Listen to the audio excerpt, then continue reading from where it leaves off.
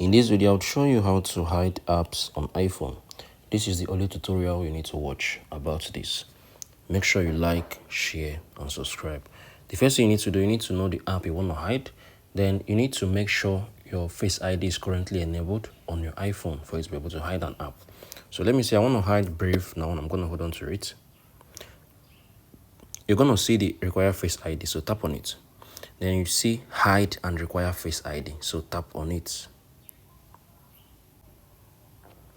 So this is going to come out. You need to tap on hide app. We have hidden the Brave app right here on our iPhone. So if you come on here, if you type in Brave, you're not going to see Brave. Can you see it?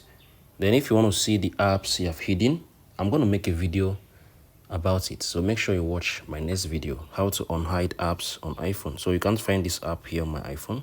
So I've hidden this app. So this is how I can be able to do it for the rest of the apps. So I'm going to make a video on how I can be able to unhide hidden apps on iPhone.